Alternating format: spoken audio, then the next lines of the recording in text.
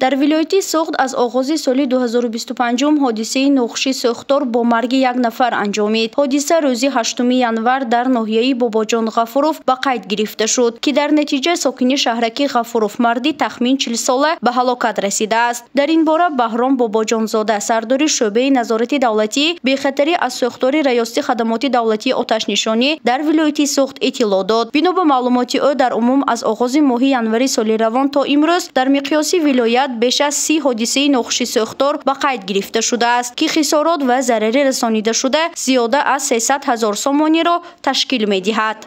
تحلیل سوختارها نشان می دهد که در دوام 5 سال اخیر زیاده از 90% حادثه سوختار در منزل‌های استقامتی شهروندان به قید گرفته می شود. سبب‌های سرزدنی سوختار به نظارت گذاشتن تجهیزات‌های برقی، نادرست وصل نمودن ناقل‌های برقی، رسش کوتاه ناقل‌های برقی، به نظارت گذاشتن آتش در آتشدان، هنگام گرم کردن منزل‌های استقامتی استفاده برای آتش یا پیچ‌های بخاری، آتشبازی کودکان به قید گرفته شده است.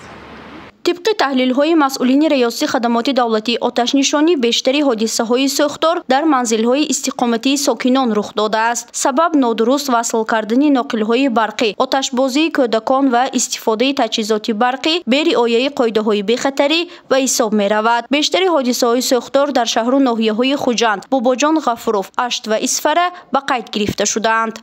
برای پیشگیری نمودن حادثه های نقشی سوختار تمام هیئت شخصی گروه کاری ناظران نظارت دولتی به خاطر سوختار برای پیشگیری و راه ندادن به حادثه های نقشی سوختار به منطقه های اهالی نشین برای آموزاندن اهالی با قاعده های به خاطر سوختار سفربر کرده شده است.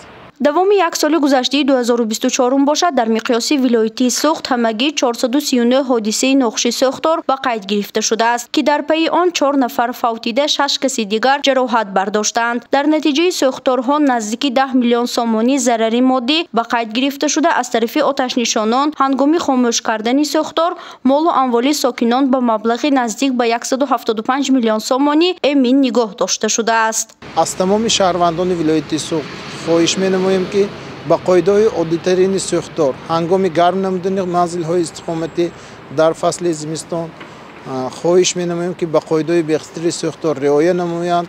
هنگام سرزدن سوختار با رقم تلفن 01 از تلفن‌های موبیل 101 زنگ زده فوراً خبر رسانند. در فصل سرما که سرزدن حادثه های سوختار زیاد به قید گرفته می شود، حالا در شهر و ناحیه های ولایتی سوخت عملیات رمزی محافظه بر راه مانده شده است. مقصد پیشگیری از حادثه های نقشی سوختار در زمستان امساله و پرزور نمودن کارهای فهماندهی با ساکنان به حساب می رود.